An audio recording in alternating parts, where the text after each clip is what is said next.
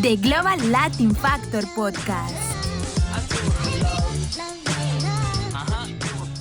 Welcome you and all to another episode of the Global Latin Factor Podcast, where we talk about Latino everything. Thank you very much for joining us to another episode and another video. If you're on audio, thank you very much as well. Subscribe to the channel. Go give us a review, 5-star review on Apple Podcasts. You already know the business. Today, very awesome treat because we have an entrepreneur, visionary, multimedia producer, engineer, sound designer, filmmaker, hip-hop artist, gamer, more recently Metaverse content creator, founder and co-owner, engineer, music producer of VK Beatz, co-founder and co-owner of Valley of the Kings Music, Valley of the Kings super producer. Get him before he goes platinum. We have a very passionate and committed music professional, Billy Syn. What's up, my brother? How you doing? Cool, man. Cool. Did I get everything right? Is it? I've been trying to say that all in one breath, right? I had to take pauses. That's all the many hats that I wear here as overall owner of this place, VK Studios, Valley Kings Music. Yeah, man. So I don't know if y'all noticed, we're in a different setup. Today we hit the road with Carlos, and we're at the Valley of the Kings. Give them the address real quick. 9550 Skillman Street, Suite 401. Is it 401? Hold on, let me write.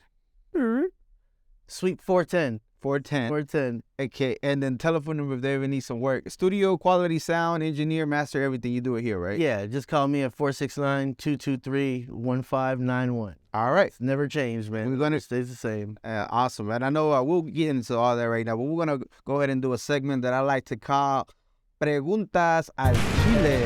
Preguntas al Chile.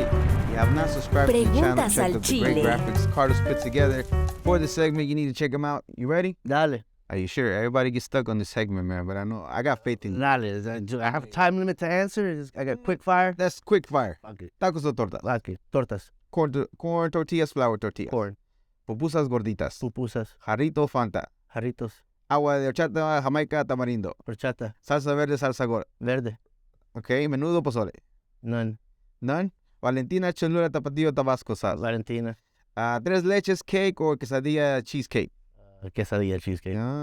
Concha, brown ones, the white ones, or the pink ones? No conchas. No conchas, you don't like them? Okay. All right, we can slow down now. Whenever you hear, what is a conspiracy theory that you can almost guarantee that it has to be true? Suge is a very cool person. I think so. I've heard that from a lot of circles that Suge is a very cool person. So you think the narrative around what he is painted by Hollywood or people that don't want to be involved? More like maybe a history. There's always history in what we do music, and there's two sides of it. There's history of what we do through our musical accomplishments, and then history through the back end of things. And I think through his ruthless business tactics, and I think just his overall just being who he is, his influence that he took. Yeah. He took his street influence, took it to a record label area type, arena, right, and made it the norm to be a certain way. Yeah. Normalized the culture we kind of, see now how that has evolved. Which was gangster music at that time and embraced more of it? Yeah. Nice. I like that. Okay, so what comes to mind? What comes to mind first when you hear the word Latino, Latina, or I don't know if you care for the word Latinx? Labels. Labels? It's all just labels. Okay. And do you mind if anybody calls you Latino? Do you prefer to be called? I know that on your social media, one of it's a human. But do you prefer that over any other additional label that they want to put you on? Yeah, man. I mean, it's a plus that I can, speak another language. Yeah. I will identify myself as what I really am. I am a Latino human. I am a Hispanic human. I'm not going to say, oh, no, I have all this history behind my name and who I am and deny it.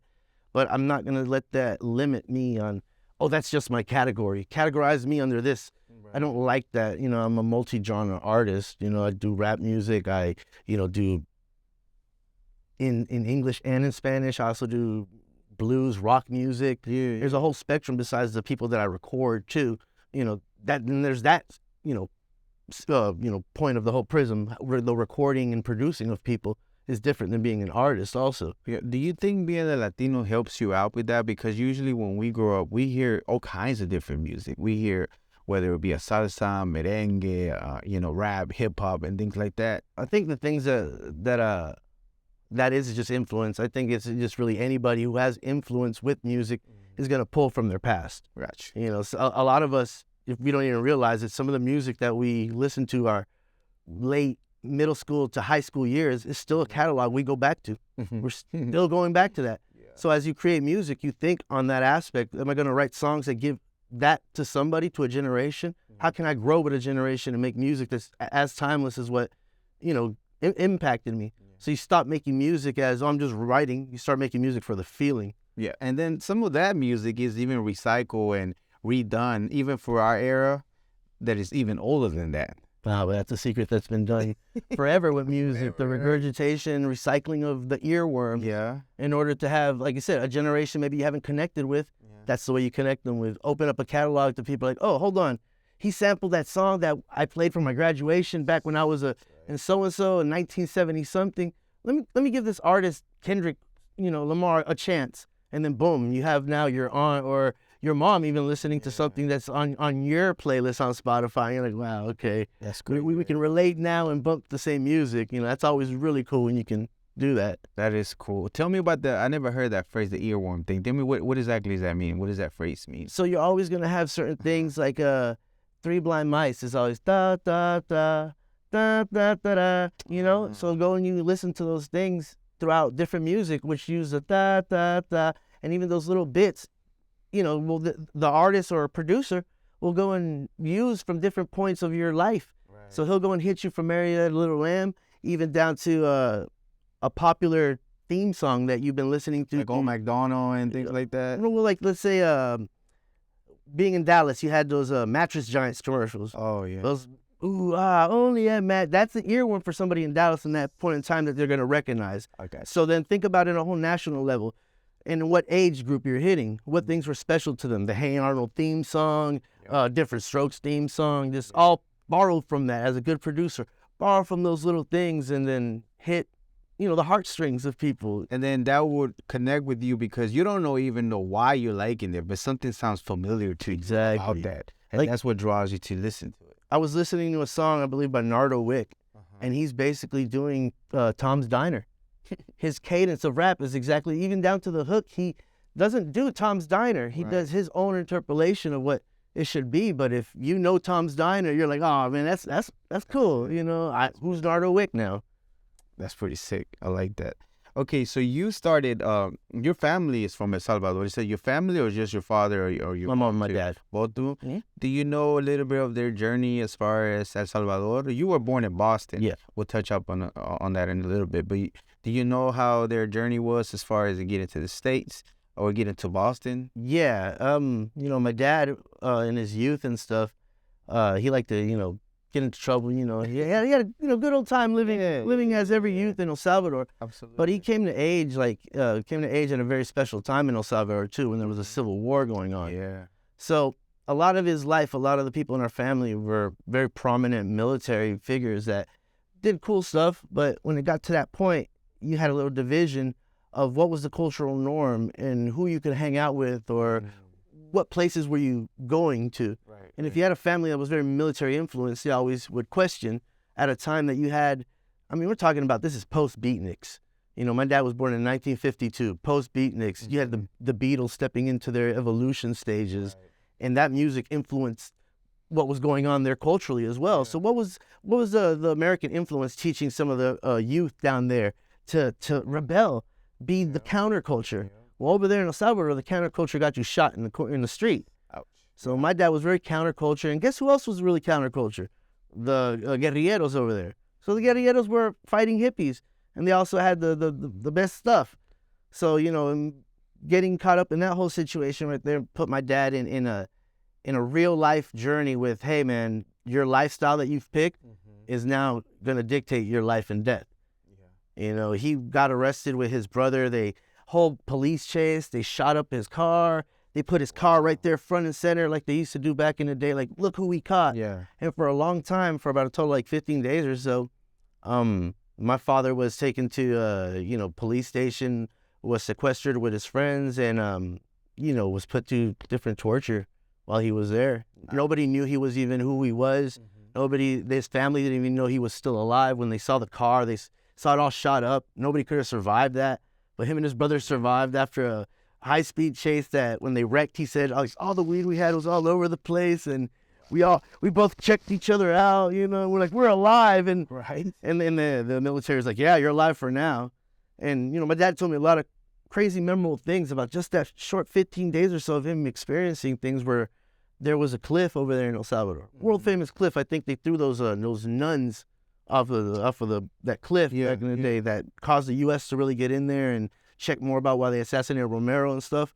Yeah. Well, they took my dad and his friend to that exact cliff, and they had them both like, hey, let us tell you a story. And at that same time, while they were about to tell them the story that they usually tell everybody to push them, they get a call through the radio going, hey, they're good. Let's go. Out. That's crazy. You get to come to terms with your mortality right there. Yeah. And then right there, it's kind of like, no, let's go. How much shock are you going to get to that, So after that incident and those 15 days, that's when he started to need to get out here? Everybody after that incident, everybody told him, hey, it's time for you to just find a way out. So he himself and his brother slowly found a way out where they went from El Salvador up to Mexico. And then from Mexico was able to reunite with some of the family. At that point in time, our family had divided up to California, Miami, and they figured out a way to meet up. When they met up in the United States, they found different, they were in Miami where they all met up. Then from Miami, they went to the West Coast. Yeah. Then from the West Coast, they ended up in the East Coast. And that's kind of, where I'm into the picture and the whole story once they moved to the East Coast. And for El Salvador, somebody that's coming from El Salvador, they usually seek some kind of asylum, or is it they're crossing legally? Nah, he went straight just immigrating. He couldn't seek no asylum. It wasn't so, you didn't want to tell people you were caught up in political trouble back then. The war that they were fighting wasn't a very popular war. He didn't want to seem like a communist or seem like anything that would jeopardize his to be allowed in there. Right. So he did what he could, and he managed to get to the United States, got my mother there. I have an older sister. She was born in the West Coast and stuff like that. And from there, they tried to see what worked for them. They lived in MacArthur Park. That whole area over there were part of that whole experience with the Chicanos and the Salvadorians mixing around in that area. And then after that, they kind of my mom got into technology. And that's where kind of the story stopped being about two immigrants trying to evolve and how do we do odd jobs? The odd jobs that all our parents eventually did when they first came in here. Oh, yeah. Anything, really. But then at one point in time in the dynamic, my mother said, you know what? We're not doing this anymore. I'm going to study computers. I'm going to study computer science and learn that. Yeah. And, that's dope. That's when she decided to take our family in a whole different direction and helped us get to where particularly we were at. From that point where I was born in Boston, she was part of the computer science program in Tufts University. Yeah. I was one of the first people to experience having a personal computer. That's badass. So I've always had her hand-me-downs on computers and stuff, and always known how to use that stuff and be technology savvy. So even at an early age, I was still trying to figure out, like, hey, what is this? What is this here? Always curious. What are you doing at work, Mom? And she would show me, and I wouldn't understand until, eventually I had that computer, that device, and I broke a whole bunch of them. Hey, you got to learn somehow, right? Oh, yeah. That's dope. So how do you feel about what El Salvador? I don't know if you ever gone back or been visited El Salvador, but Bukele is like, I don't know if he's a newer president. I think he is a newer president, and he's doing a lot of changes over there. Do you care for any of that? Do you go and check the news to see what's going on? I don't know if you I think it's pretty cool what Bukele is doing in a sense where El Salvador hasn't had really, really different reformation. This is a country that's post-Civil War in a sense, and now the generation that's coming to power is a generation that wants progressive change. They don't want the same. Yeah. And Bukele is a representation of that. And ever since he went into power, he had a lot of the older politicians and even the defining institutions there to really criticize why are you here? But I mean, he's done stuff like created Bitcoin to be some of the national currency. Yes, Bitcoin is a currency that, not even a currency, it's a very fluctuating, unstable type of market, but it's a market. It's there. People are investing. They're investing in a lot of things. People can put money into it and then walk out with a house, walk in with Lambos, walk in with generational wealth, even in essence.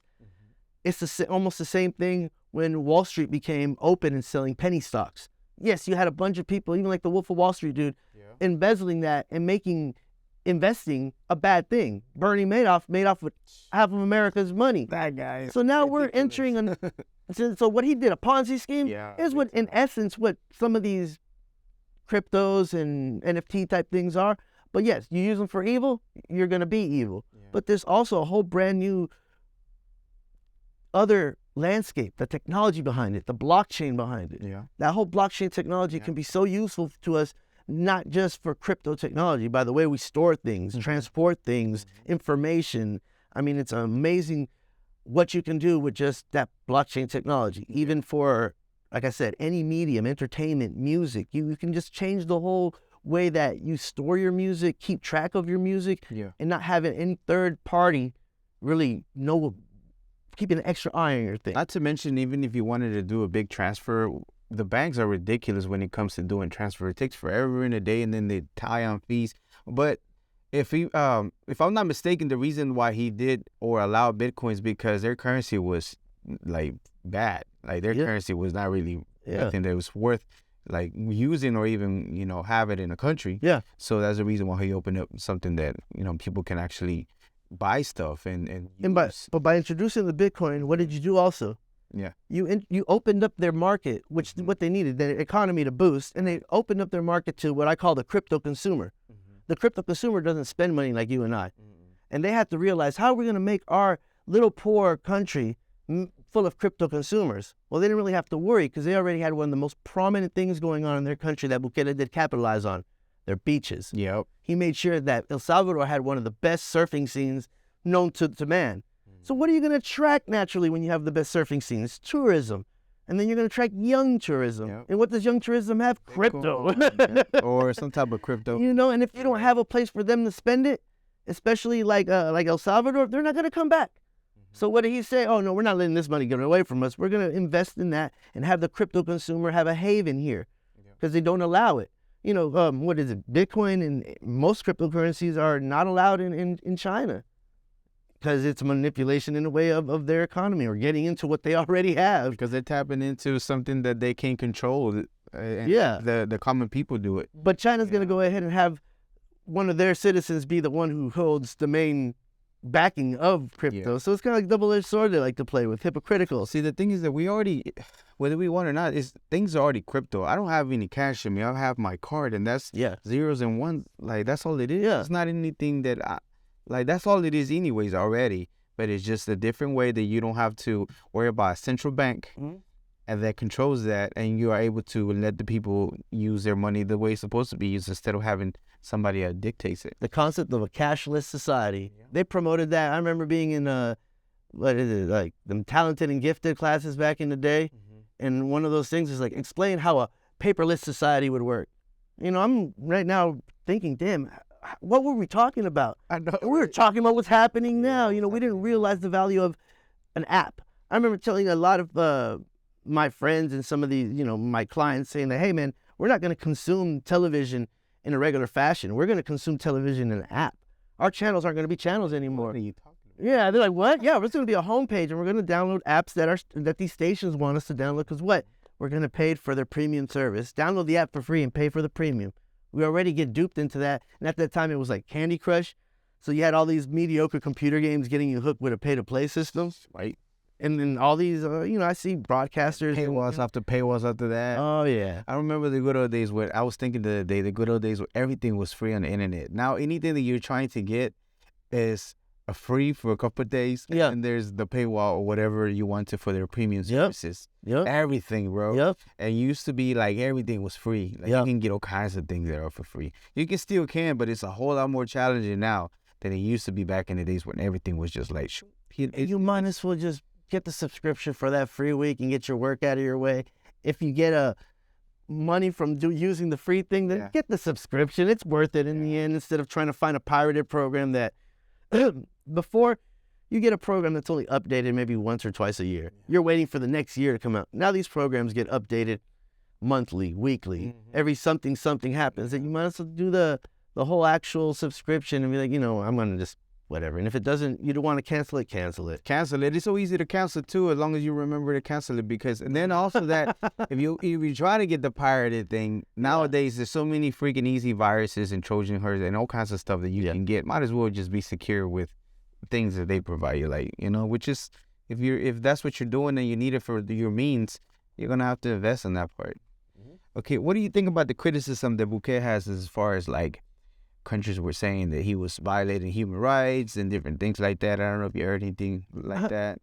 I'm not about the violation of human rights at all. I'm not about individuals, human beings getting hurt like in that form. But you have a country to run, right? You're not going to let your country be overrun. You're not going to let your country be notoriously known for being a haven for criminals, right? Especially when you're trying to attract tourists. It doesn't, like, Thailand isn't a great tourist attraction because it's rampant in violence. No, it's king makes sure that that place is run as tight as it can be, So it's the same thing that you have with a dude like Bukele. He has to be like, what am I going to be to these people? Am I going to be saying what I preach? Am I going to reform? Am I going to clean? Am I going to maybe do a soft genocide on most of these criminal entities here? Or am I just going to be another person that talks, gets elected, becomes a puppet figure, and moves on?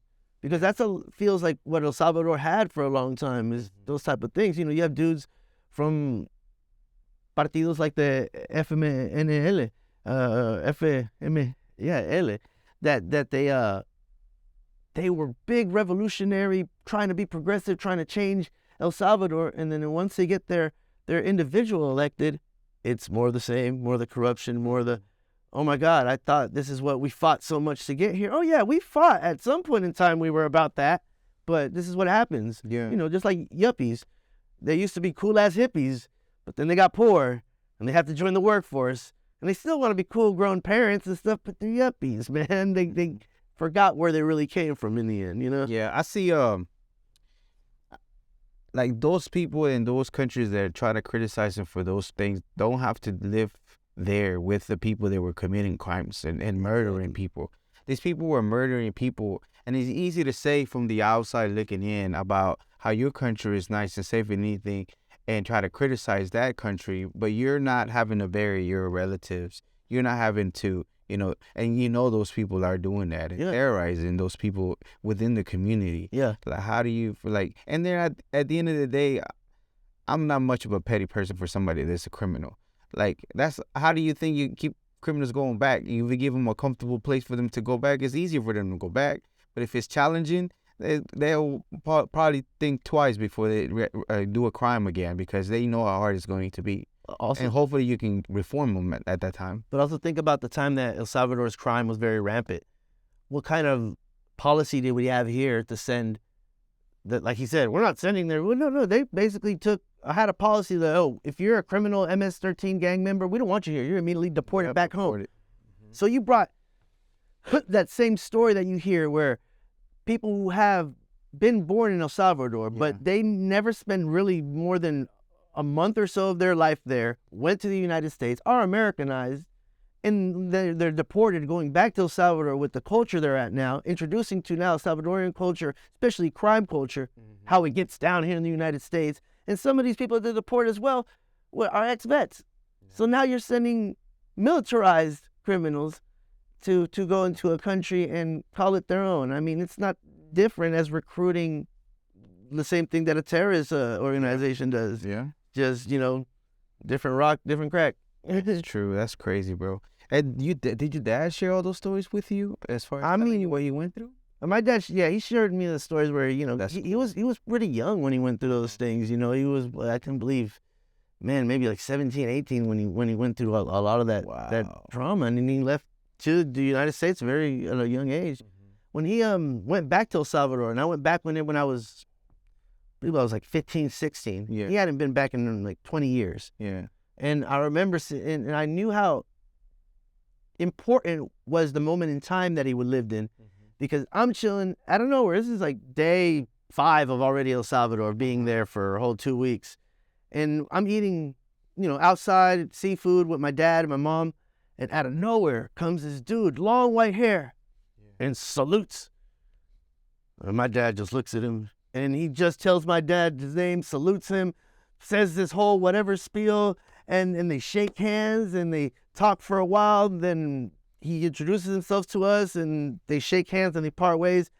And I'm like, my dad's like, yeah, that guy was a crazy guy when I was over here. You don't understand what we did. And then he shares stories opening up about how the gorillas or whoever he dealt with at the time, how cool and close they were, that they loved him and respect him to the point where like the dude out of nowhere came and saluted him after not seeing him for 20 years, but knowing he could shake that and just see him and be like, hey, what's up, man?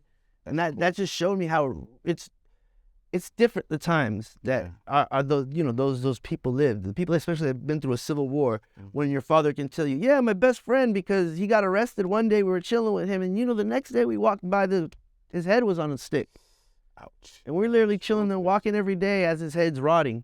But that's crazy because it sounds bad and it's traumatic, but it was real life. Everyday life. For them. It's everyday life. And the sad thing, it's everyday life for a lot of countries, and it's still everyday life for a lot of countries. I mean, Ukraine, I got a friend of mine that's out there in Russia, and he gets the news the way the Russians want you to consume it, and they're not going to censor it.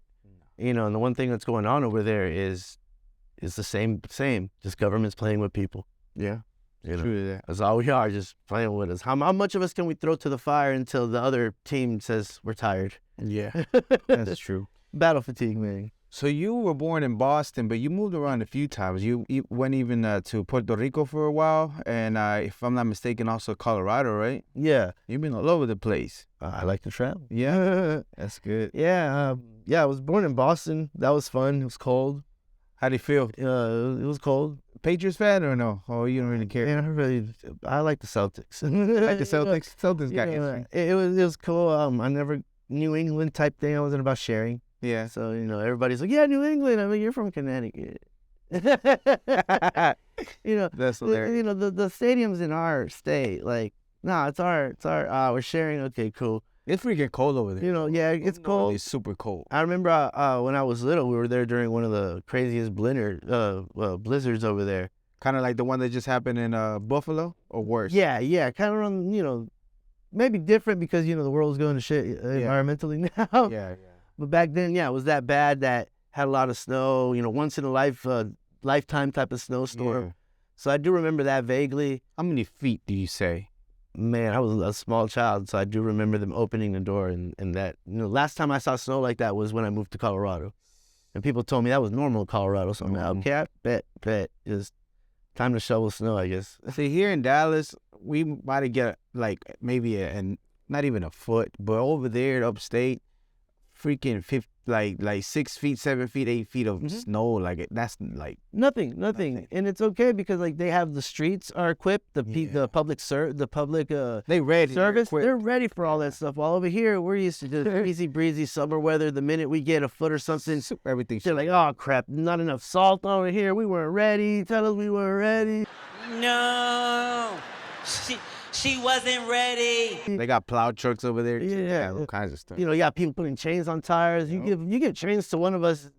People here like, what is this? The heck what is happening here? Is this the end of the world? What am I gonna pull with? No, you put it in your tire. All right. So when did your musical journey begin? I know that even 10 years ago you were doing music. When did you start it? Man, I've been doing music professionally.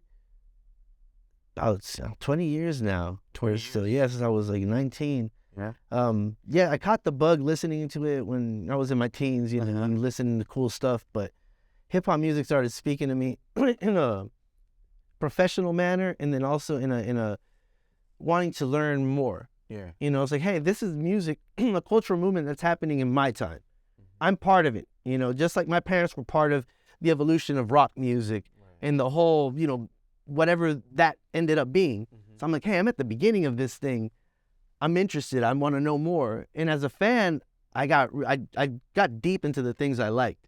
Wanted to know where songs were recorded, who did the songs. I always wanted to read the credits. Big fan of just cover art, credits, wanting to know who did what these names meant. And then once I actually started becoming more conscious of what all this was, I wanted to know, how do I become a name here? How do I become a name back here? What is all this that's being done? You know, and then I caught the bug from going also to people's houses, seeing their house setups, their garage setups, their home setups, asking them, hey, you need anybody to set up your microphones? You need anybody to set up whatever? Let me, you know, I'm here, I'm game, I'm cool.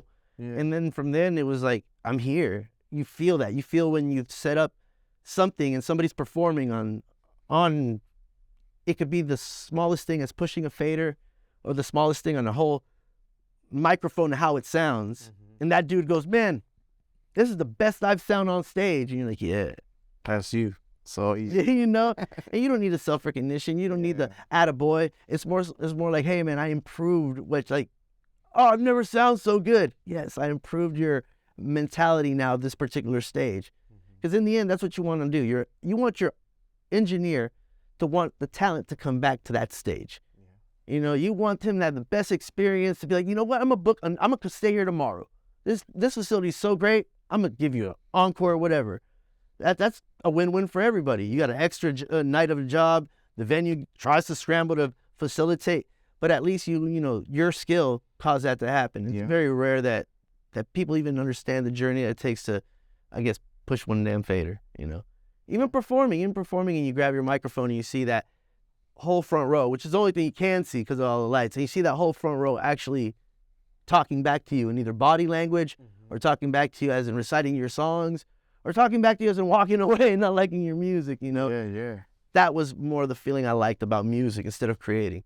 And then when you step in, create, that's a whole nother world. You're cooking now with sounds. You're creating, you know, audio alchemy in essence. You're picking from frequencies, adjusting frequencies, taking now from nostalgic moments, earworms, you know, and making all that combined with science and math to make the next hit that plays over and over in people's heads so they can now carry that amalgamation of things you made to be so, oh, I love this, esto mío, I'm fucking gonna carry it for the rest of my life type shit, you know? So that's all in the end a good producer wants to do, music that's gonna make you feel. And then you get a producer, you know, two spectrums. You get a producer that makes you want to feel, and then you get a producer that makes you want to spend. Yeah. You know, there's two, like then the spend ones are like, damn, his track record of success in the marketplace is the type of success I want to now be attached to. You know, versus one is like, hey, I want to attach to this guy because his feeling of music is oh my, I'm never gonna make another song with that much importance again. I want your important tracks. I don't want the filler tracks, you know? And that's why it's a struggle sometimes finding a hit, because sometimes that important track isn't important to the rest of the world. Yeah, that's true. And then that happens a lot with different songs like Ice Ice Baby. That wasn't even supposed to be a hit. Even Vanilla Ice didn't even like that track. It was on like a B-side. And then one of the jocks, the DJs found it and spin it, and people just freaking loved it. So he didn't even like that song. So there's a story behind that whole creation. I owned the studio before this one. Was the studio where Ice Ice Baby was recorded and created on. And then I met one of my clients at when I was there, and said, when his father came to pick him up, he goes, do you know that I was one of the people that helped that whole studio session moment, and broke us down a little history of how it was. And yeah, he wasn't very excited about the track and stuff, but again, that energy, the moment, the minute he played it, they were looping whatever the back and forth, you know? Yeah. And then they were like, bro, just, and then the minute he hits that first, and that's what everybody knew, when he hit that first line, maybe he didn't see it, but that magic just was created. You know, you're right there. And I guess that's when they knew they had a hit in their hand. Those moments right there, man, you gotta, me personally, as a music historian buff type person, like, study those moments. Because as a producer, those are going to be always in your bag. How can you create an Ice Ice Baby moment when the talent itself hates what they're hearing? Yeah. But you guys got to sit there and cook. Because usually sometimes that's not how it happens with the artists. There's a few that do, like, say, yeah, I know this is going to be a hit. But some of them are like, I didn't even like the track. But then they just... Sometimes you got to do something that's really scary in the music industry. Yeah. Trust your producer. Trust your producer, you know? Trust your engineer and your producer. Those two guys are not against you. They're on your side.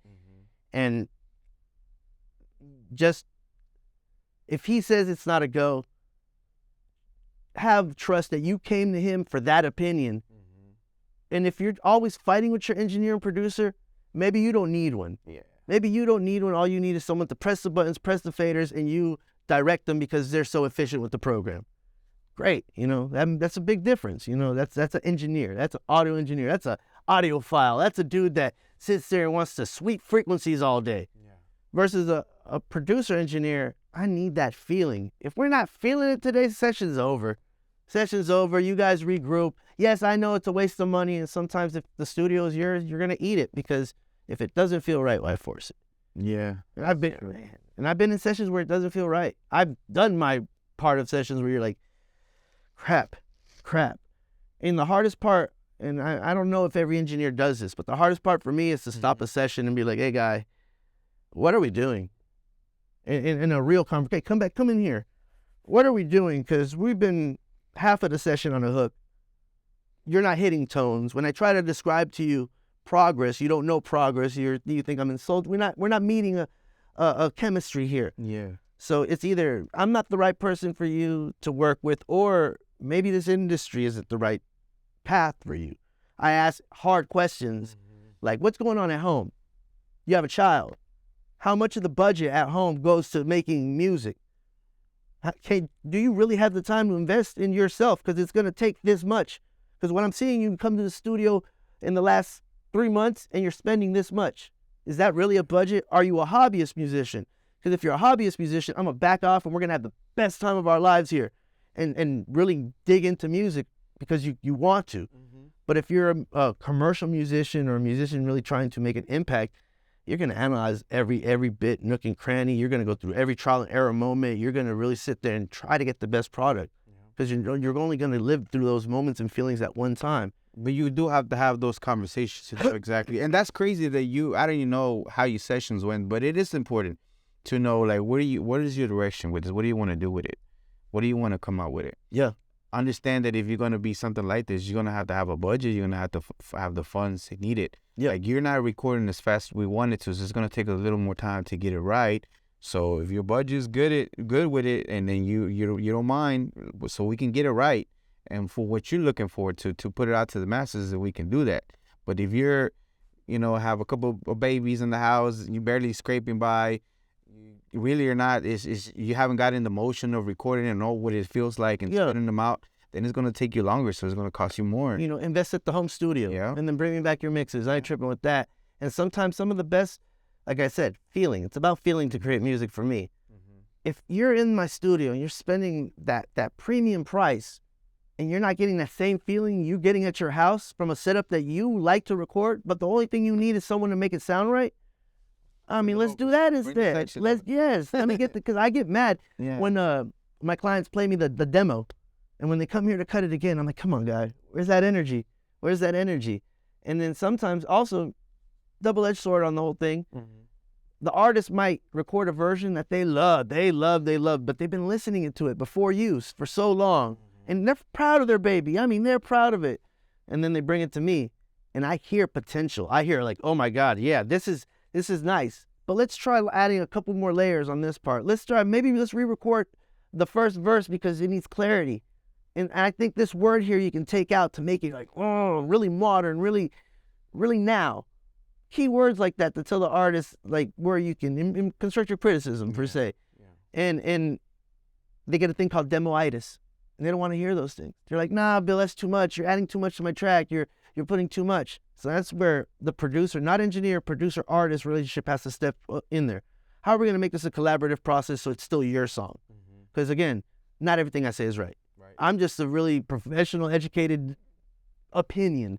Because in the end, if you tell me, no, I like the way I originally dropped it, work with that, Bill, man, then I'm going to have to do my job, which is, I'm going to work with it.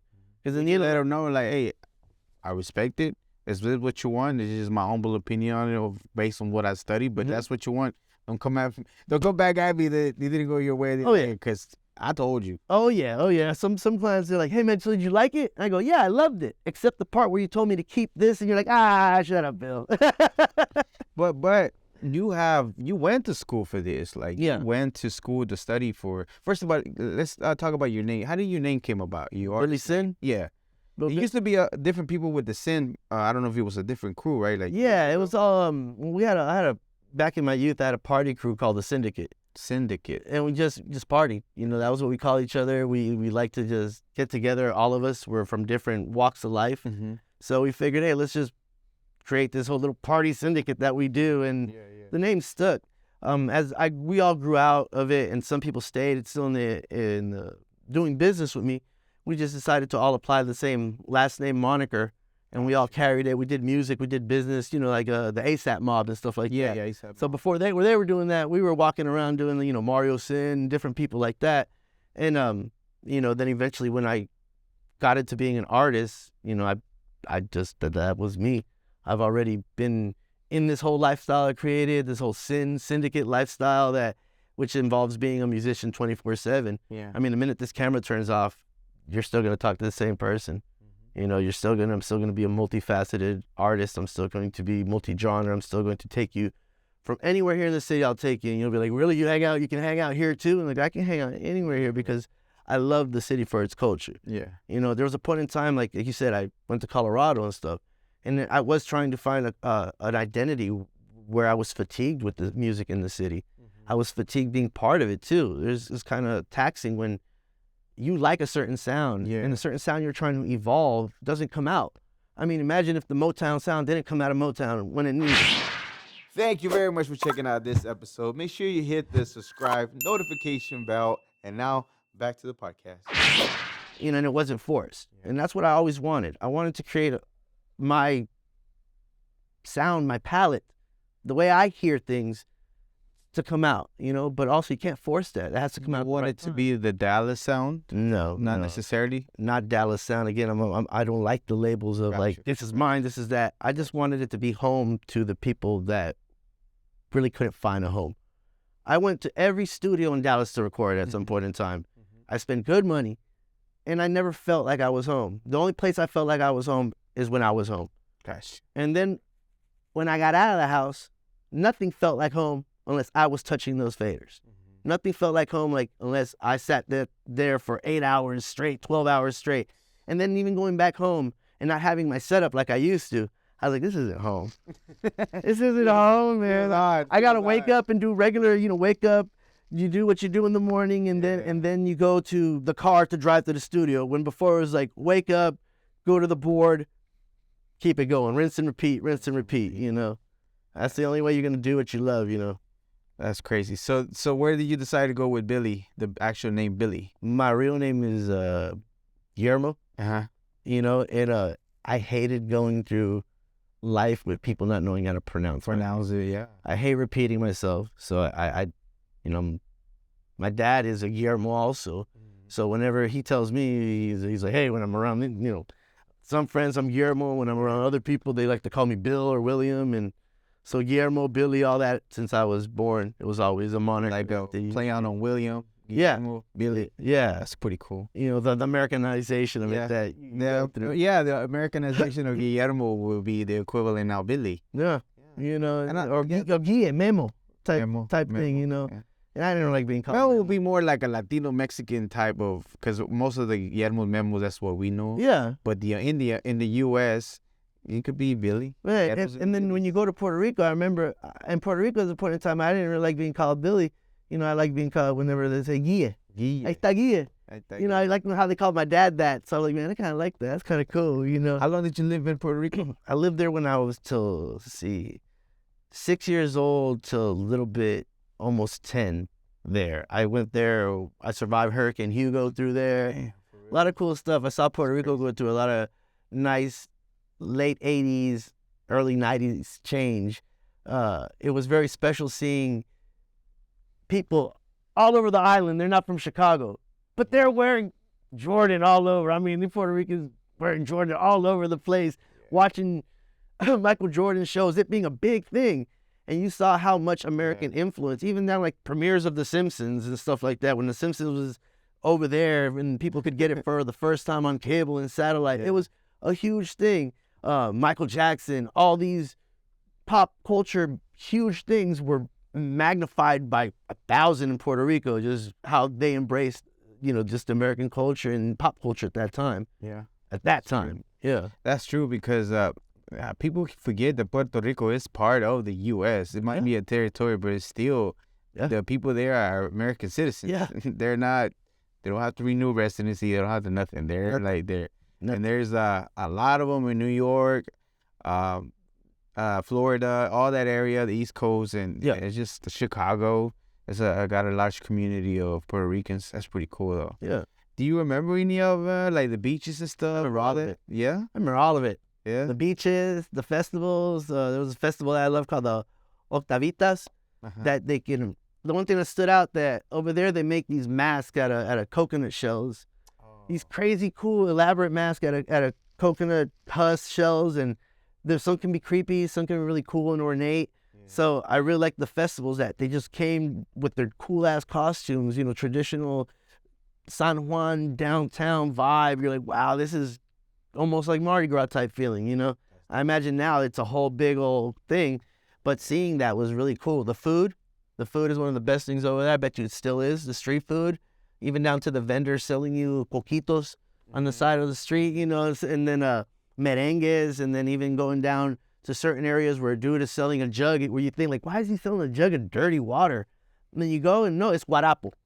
Guarapo. You're like, oh man, this is sugar cane juice, you know, and then different juice, like different culture, just vibe, man. You get it in certain parts of the United States. When you go to old America, when you go to old neighborhoods that haven't been, you know, that been around for over 100 years, stuff you get in the East Coast, maybe West Coast vibes, but nothing you get in like these new little neighborhoods that pop up that only have like 15-year history. I mean, you don't get that vibe. But when you go and you get to where places have had the same families set up on that block for generations, oh my God, it's like, it's cool. I like that. Like I said, I'm a history buff. I like that. I should have added the some of the Puerto Rican cuisine on the Preguntas al Chile. That was man. I have a couple of them that I could ask, but that's pretty cool. Okay, so you actually went to Media Tech in Dallas and Sound Lab to study for music? I went to when it was called the Dallas Sound Lab at first, and then I went again, you know, just back to back when it changed to the whole Media Tech format. When I went for the Dallas Sound Lab, though, it was really cool because you had access to teachers that I don't know if you still have access to them, but the best way that I ever learned in that school was coming up to a teacher or even an assistant and be like, hey, what are you doing after class? Or how do you, really get in that information that you're not going to get in those hours that you really paid for? You know, that was one thing I did learn about Media Tech in Dallas, the whole Dallas Sound Lab scene was make friends, know people, even if they come in at different times that you come in. Yeah.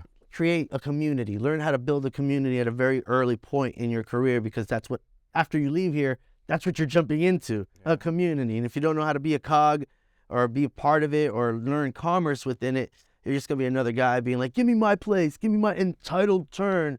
I deserve to be here. You know, Dallas got next or I got next. You know, 23 is all me type vibes, which is really detrimental to a brand. When you come in with too much competition, too much competitive edge, you also stymie it from people wanting to grow with you. So I'm like, oh, that person's only going to be around till, he consumes himself. Yeah. And it is only beneficial because, like, things that you might have missed on the class or conversations that you didn't get to have, they might have had. So you could tap into what they know and help each other out to, hey, I'm trying to get this sound, but I can't get it. You remember? Oh, yeah. This is how you do it. Oh, okay. I can do that. Exactly. Pretty dope.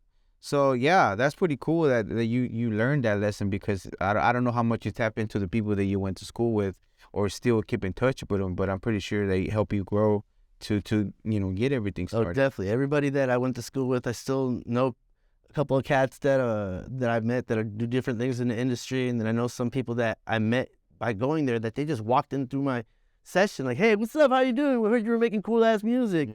My friend XCL, he does. He's based out of Fort Worth, originally from New York, and he does all these cool tutorials now.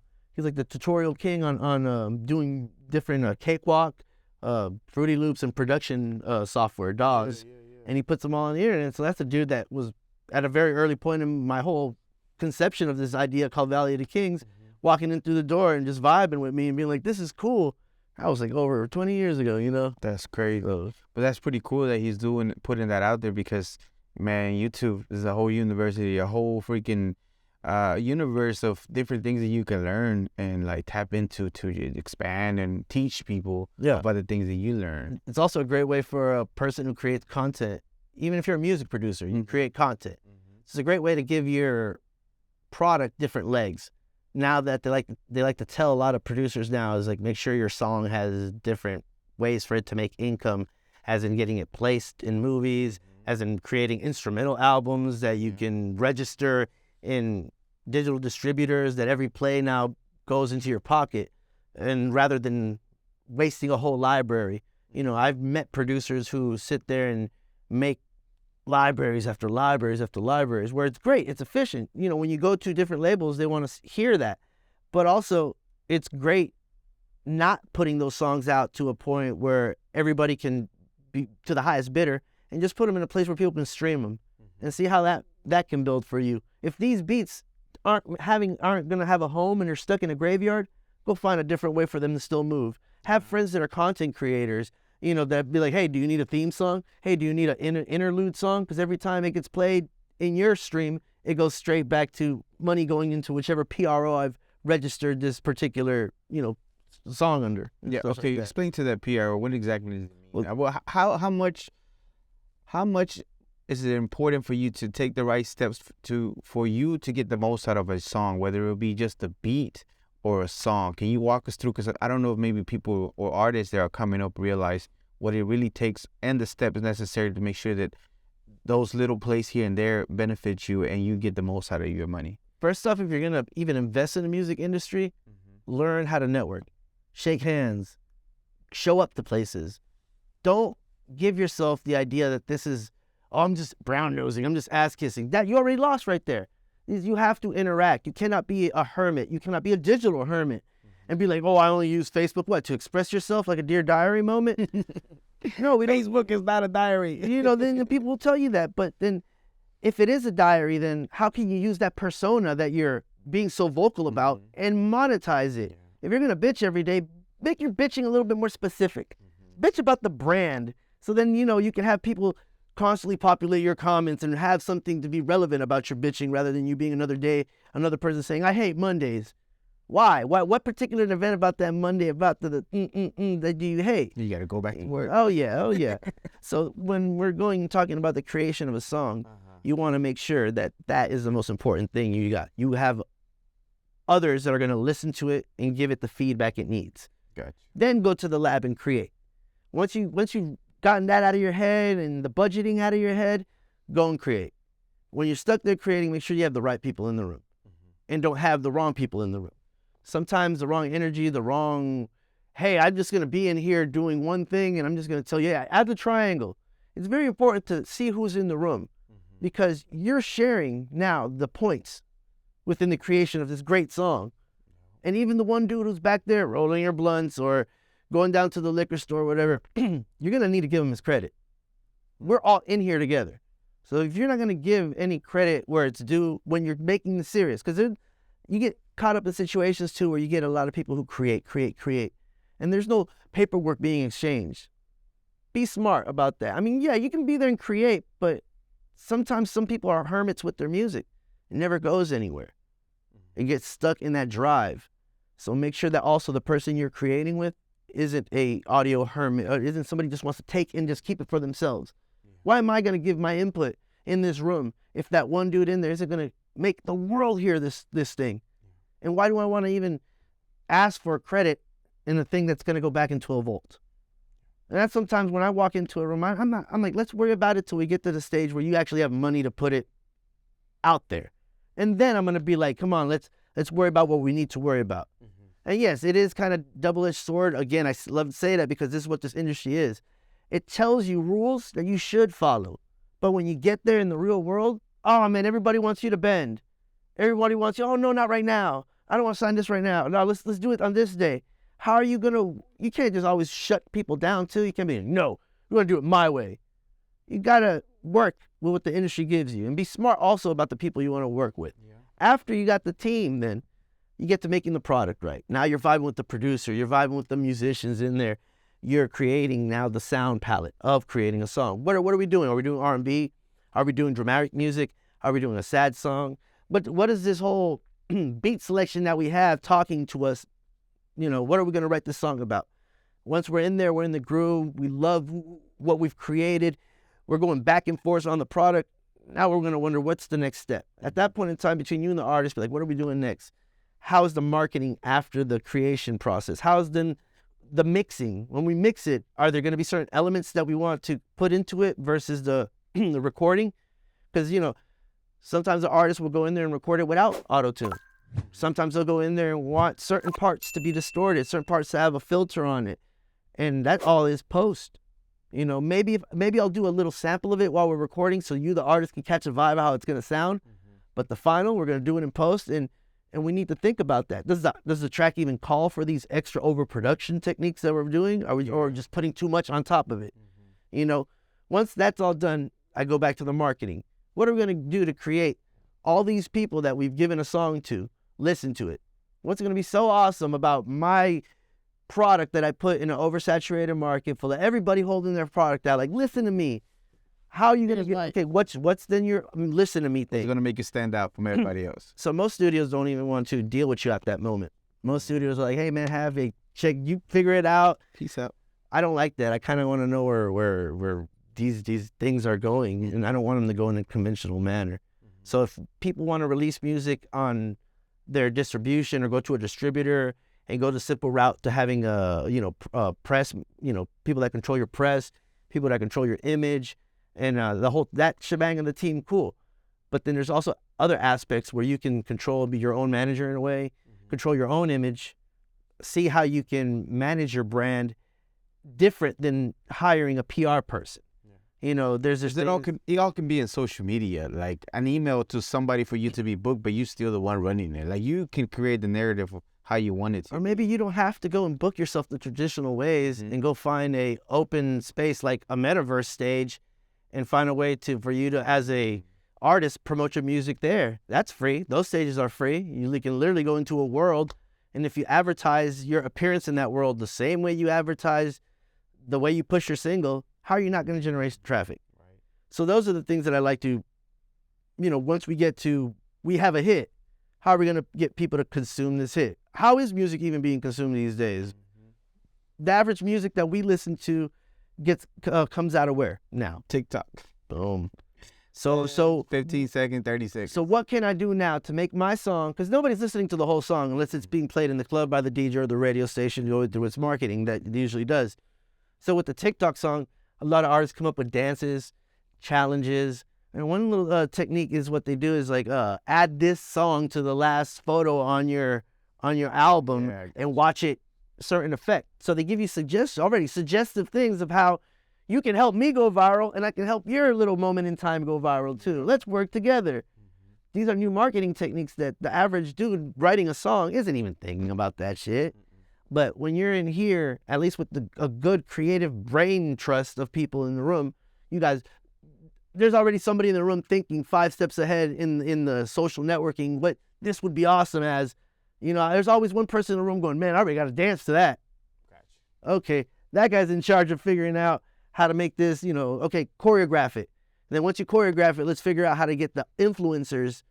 Again, we used to have to go pay promoters and DJs to make us awesome and cool. Now we got to pay influencers, social media content creators, because also we want our songs to have other legs. If it's not going to make it on the radio, at least I know this influencer who shared it so many times on his thing is making it still work for me better than getting some plays. Yeah, because you're still going to recoup yours on the back. You'll still see those numbers for you. But again, not every artist sees that. But every artist that's behind a team, a label even, they've already seen. They're like, man, if you don't got that going for you, we're doing it, but not doing it, So after you get those testing plays, you get everything together, and then now the song is going to be gone, launched, and see what happens. And then after that, you start recouping the things on the back end. It doesn't even stop there when the song is launched. So when the song is launched, what are you going to do to talk to people and let them know? You're going to have to go on your little press tour. And that's between you and your team now, seeing what kind of numbers are you making? Where are you even popular besides locally? How can you now make your brand global? Gotcha. How can you now walk into another city and be like, hey, this is me? And the places in the other city are going to be like, so who are you working with over here? That's why also some artists are comfortable at home because, hey, once the whole city knows you, you can eat. You can eat. Once you got a good song in the radio, you start eating off of features. You start eating, they'll start paying attention. You eating off of appearances. Yeah. A lot of artists from locally who haven't broken onto a world market, or even if they have had that one song that goes worldly, they get enough recognition here to have a whole career. Shit, I've even heard that some artists can tour Texas and be fine with it. Yeah, Texas is huge. See? It is, and there's so many little towns closer to the big towns, like closer to Houston, closer to Austin. Mm-hmm. They're not the biggest town, but they still have a solid amount of population. Correct, yeah. They can still perform, and they're looking for that particular person, because the bigger artists, the more mainstream artists, they're never going to go there. But this guy is, their song is freaking hot. Like, why not have them here? Why not have them come and perform? And you have to have other people besides yourself, or else yourself be very intuitive about how people respond to you. Got you. Where are they going to like your music? Once you get that formula down pat and you learn to rinse and repeat and have the proper budgeting, because in the end, as an artist, what are you doing? Because yes, I want to promote my music. I want my new album to sell, but that's still not enough to eat. So what other things as an artist too am I going to do? Merchandise game. Yep. What am I going to come out by shirts? Am I on my Instagrams wearing shirts? How many people in my friends list is wearing my product? That's really, really matters if you're not thinking about that. How many people that I walk and meet and shake hands can be my billboard? Mm-hmm. At least for that one moment in time so I can take the Instagram picture. Yep. It's that also brand recognition, brand awareness as an artist. It's not, hey, let's say all you got is one hit wonder. Then make merchandise based around that one song. And you can watch that one song that's 2-3 years old just because you put these shirts out might hit when it's supposed to hit. Yeah. And then you never know, because things come back to life. Some songs in TikTok, when they were old, super old, all of a sudden they just make a comeback. And before you know, you get another run at it. Yeah. All right. What other steps we need to have as an artist? Once you've done the branding and everything, now you're looking into touring. You're starting to create moments so you can continue to eat. What else can they keep doing? I mean, once you get to that stage, and it goes back to step number one, like, again, have that right team around you. Because once now you're touring, you're gonna need people to keep up with you. My girlfriend Kat, that's what she does. She makes sure that the talent is on point to what they need to do, where they need to be. They show up good, they look right, they look presentable, because it's a walking brand. And shout out to Cat Diesel, by the way. And you got to make sure that it's hard once you have that machine going. Then after that, you got the person that has to make you relevant, has to make sure that in the press, your story is a story that target market can relate to now. How does your story of the struggle make my story, your story, everyone's story, so you can now relate to me when you see my picture? When you see my picture, you see a reflection of your own self. That's what an artist wants to get out of a fan. Eventually, I want you to see yourself in me, that ego stroke, and sometimes your fan who doesn't have the backbone uses you as a backbone. And that's very important. Gotcha. It's very important. So do you have that in you now? Now that you're touring, whatever, do you have the responsibility to be a gatekeeper to yourself? Because at that point, people are going to have an influence. People are going to think about you as a role model. And you can choose to be like, I'm not a role model, and watch how many people you affect. Or you can be like, yeah, I'm a role model. I'll be a little bit more conscious about the music I put out now. And that's a problem I see with even music nowadays. Glorification and nullification of violence.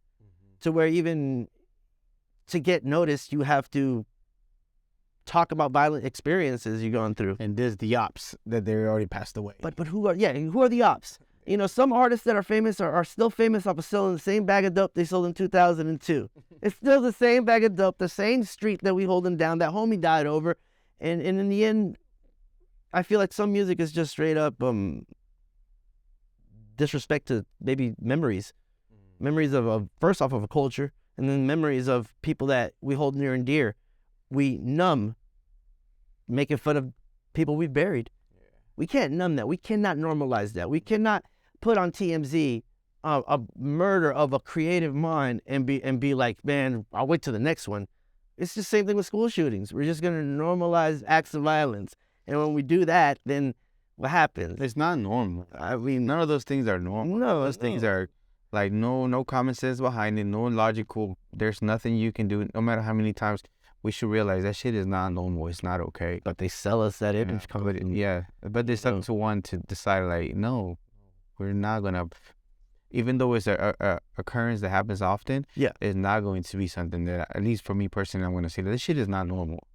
It's not normal. I don't care how many times you're gonna play it like it is, and and I'm grateful it doesn't happen to me within my family, but it sucks where it happens to other people. But it's not freaking normal at all. And it's crazy. We might say this, but statistically, it's gonna happen to us. Yeah.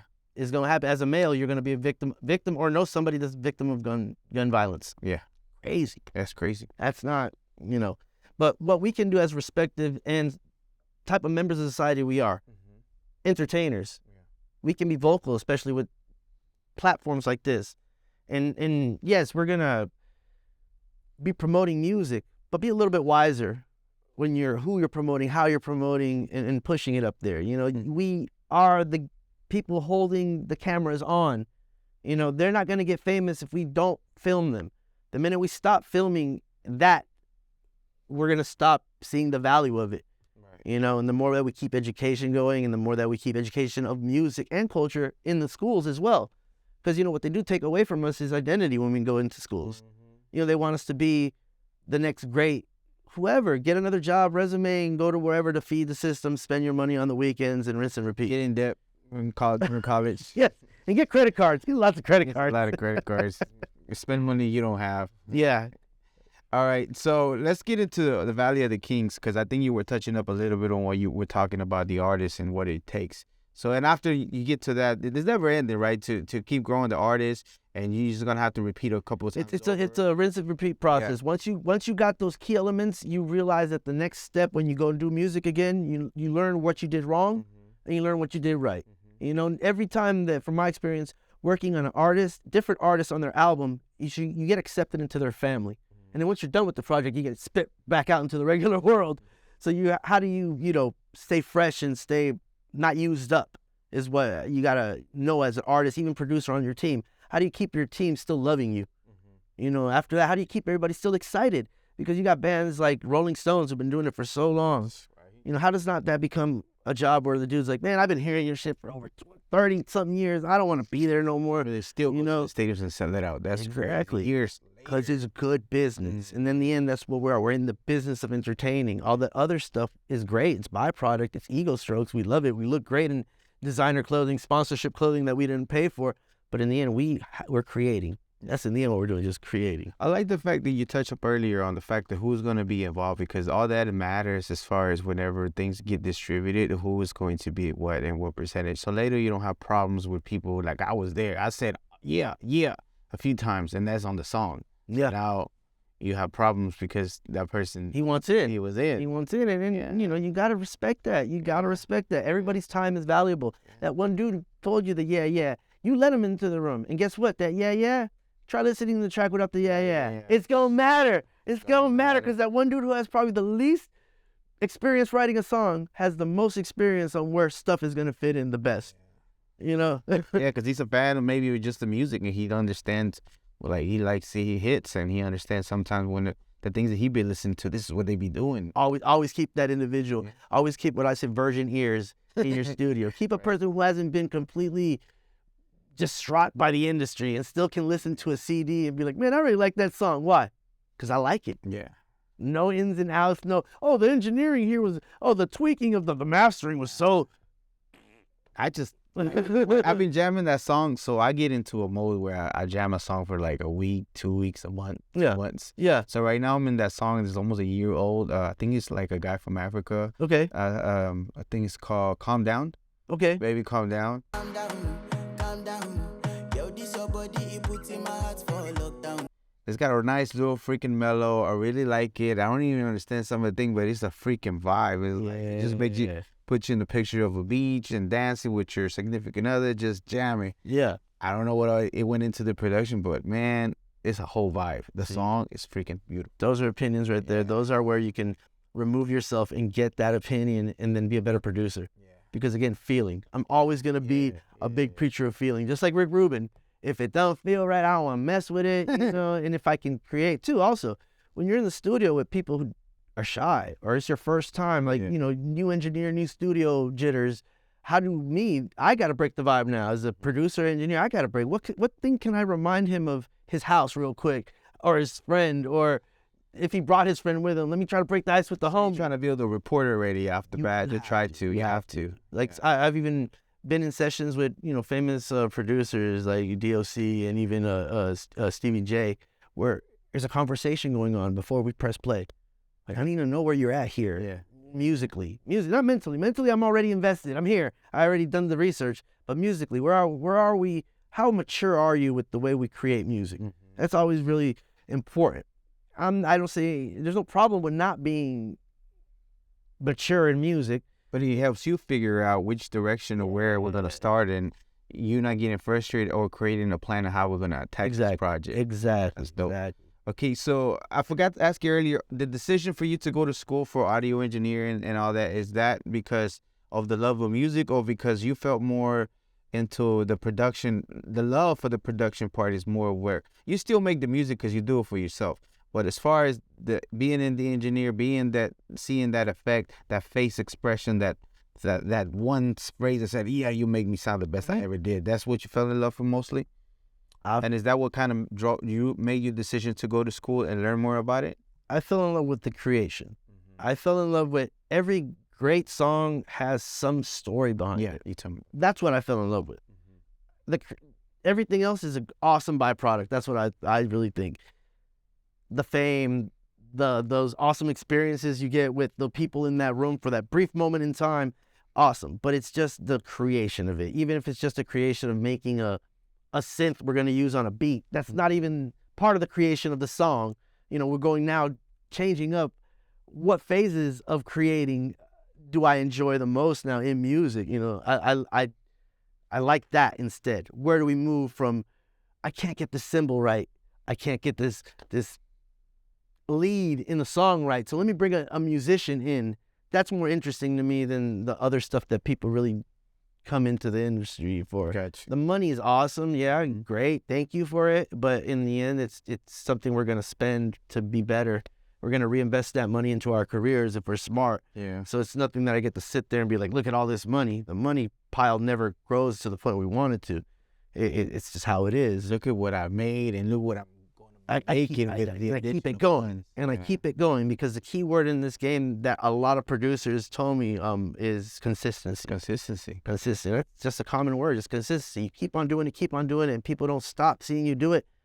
I mean, that's why we enter jobs. That's why we even want to be recognized, because we've sat there and done this so long and haven't stopped. You know, and if the one ego stroke I'm gonna get, let it be that, for God's sakes, you know, because, you know, you don't, people forget you after 5 years or so if you don't stand out. Yeah, true to that. Okay, so you are a founder and co-owner of Valley of the Kings Music, which, again, this is the establishment that we're at. Mm-hmm. We're gonna do some B-rolling here in a little bit as we talking. So when did the decision to start and create the? This is the second location, or what location is this now? This is my third location. Third location. So you used to be in what was the first location? First location is off Commerce and Malcolm X. Mm-hmm. It's downtown Dallas? Yeah, the place now I believe is called the Weed Spot now. Mm-hmm. It's a CBD dispensary, but it used to be a place called Last Beat Studio. One side was a professional studio, bells and whistles is really cool, and the other side was just straight rehearsal rooms. So I was recording out of my house at some point in time with an artist named Youngbleed, used to be signed to No Limit, and we saw some flying star in the backyard. He told me it was a UFO, and that right there was the beginning of everything that I did, because from that experience in my home studio, he looked at me and he goes, look, we just saw some crazy spectacular shit, so let me tell you a piece of advice that you might take with you. And he told me, he's like, you're not going to ever be who you can fully be if you don't get out of this comfort zone called your house. Right. If I come to your house and I can record and I can see where you sleep, where you shit, where you know, just be, I'm not into that. I'm an artist that I've been to the best studios in the world. I still need to still feel like an artist. I still need to have that oomph, even if I haven't made anything in years, I still need to feel my importance because I am an artist. That's what I am in the industry as your coworker. Make me still feel that awesomeness about myself so I can create the best with you. The minute I got that rolling, I was like, you know what? I'm going to get out the home studio and I'm going to go find somewhere where I can set up shop. Me and 2 other friends, we kind of just found a spot in Deep Ellum, that practice room. We built a practice room, and by chance, we had a man named Bob Suffolk, world famous studio designer. He also helped design this one here too.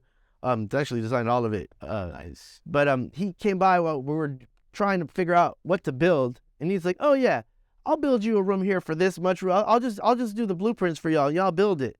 And we took his offer. He built us these blueprints in a room that he goes, "I've never built a room this small and this professional, but you know, I like y'all guys hustle. Let's do this."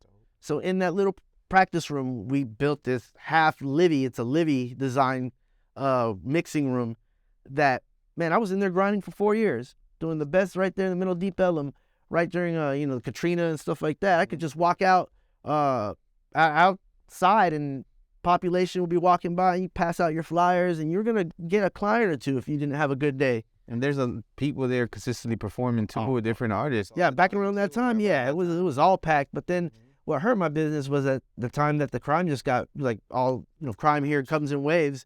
So Deep Ellum got infested with crime, outside crime. People couldn't go outside of the bars. Everybody was fighting type stuff, and that's what my business went down.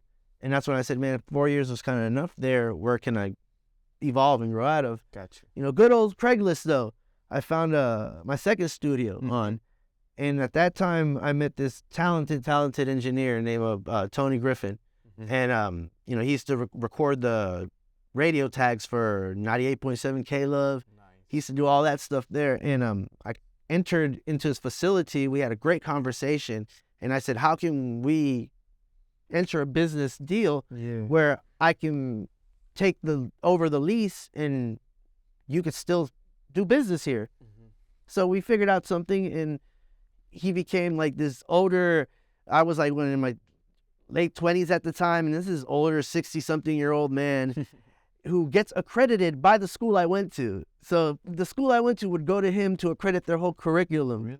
And so in our spare time, we have this legend in audio engineering where he was like at this point in time, it was like the end of his career. Everything had kind of just gotten really comfortable for him. And what we did is we put a little spike into his, it's like, yeah, man, the youthness, and life. And we brought him back to where the point where he was teaching us things that I couldn't have gotten. I went to school and I was learning things from Tony Griffith that I couldn't learn at school at all. And even the art of the relationship with the client.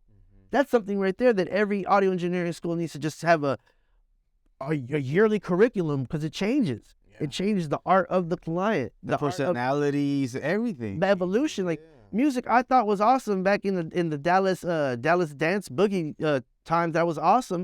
It hasn't aged properly, now. And even if it has aged properly, the music that particular fan base that I'm trying to create music for or sell music to is evolves. Yeah. And if I have that closed-minded view, like, I don't listen to new music, then you just don't. New music is the sound of the culture now. If we don't listen to new music, then we're not going to hear the problems, literally. Not to mention the technology, too. It changes with everything. The sound is just not the same compared to what it used to be. Even if you recorded live instruments, it's just gotten better for you can, grab some of those sounds that you couldn't back in the days either. Yeah. So you have to learn all that. And things have become the norm, like auto-tune. Auto-tune is the norm now, that even if you have somebody that can sing, go ahead and put that auto-tune on them and then make it really low to where it's just minor pitch correction to give that shimmer, that little, shine on the track. Yeah. It becomes now an industry standard that even if you have talent there, I just put the auto-tune on it anyways. You're not going to make them sound like a robot, but just give it that, it's always some key word. The main reason why some engineers use Avalon preamp compressor EQs combos is because they have that warmth. A lot of the warmth that we like in, me personally, in rap music, reminds me a lot of the warmth I heard in Nas records. A lot of the warmth heard in just good New York rap when it was at its best. When people kind of stepped out of doing the home studios and got into, Quad City Records, like stuff like that. When you had real deal engineers that had worked on, again, Grammy-winning projects with different genres, but now they were caught up mixing this whole rap hip-hop genre. That type of ear, too, was interesting to me. So we get this engineer who, for the first time, he's introduced to hip-hop, and look what he does to it. Wow, oh my God. And those are the things that I also nerd out on, too. That's cool. What is the sound palette of that particular moment in history, and how does it evolve? And as a producer engineer, you take that with you, and how can you make that yours with the ever-changing crap sometimes, Yeah. And after that place with that gentleman, where was that studio at? That was over there off of 35 and Beltline. Before they expanded the highway. Okay. So that's how I had to get out of that location. And how long were you over there? I was there almost 4 or 5 years, I believe. 5 years. Mm-hmm. And then this is the third location now? Yeah, I took a whole year break. I went to Colorado to enjoy Colorado. So that's the time you were over there? Yeah, we were building this location because the Texas Department of Transportation expanded the building of their highway over our studio. Mm-hmm. So I had to get into some, court situations with them and settle out of court and stuff. And what's that called? Eminent domain. Yeah, eminent domain. Eminent domain. If you don't know what that is, Google it. I know that word like it's tattooed on my forehead. I know that word way. The government's trying to build a highway. Your house is in it. Your house is going to be taken away. Doesn't matter how much. But for a hefty negotiable price. Yeah. So make sure you negotiate the highest price ever and get the most out of it. Just know that you're going to be moving. There is no place about it. And don't let the landlord try to negotiate the price for you. Nah. But learn that word. But so I was able to find this building. I've been in this building, I think, for 7 years now. Oh, nice. And in this building, it was my first time that I had a studio that part of the design process was input that my family had. Part of the whole location, everything that we wanted is something that we all concentrated as a whole unit. Gotcha. By the time the business stopped becoming a business with friends and became now a family-owned business and stuff like that, and then not just being a family-owned business became a minority-owned, female-led business, so that was one of the things we wanted to take to the evolution of being in here as well.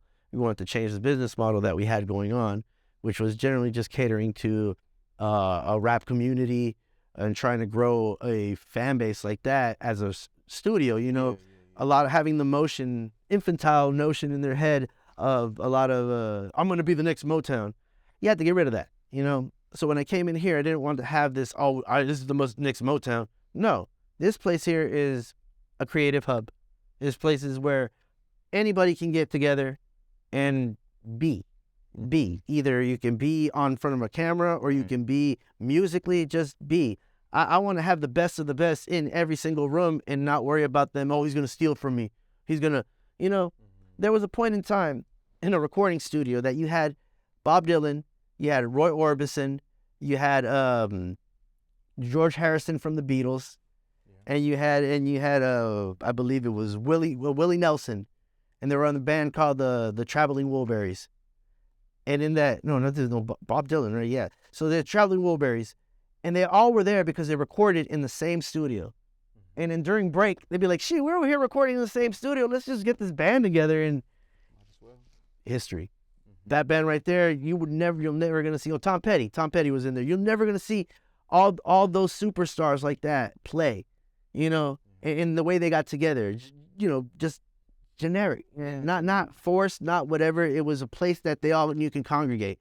There's a different other studios out there that have that vibe where you just step in and you're happy to know that there's a friend of yours in Studio B, because when you can go and run to the other studio and be like, "Hey, come over here and check it out."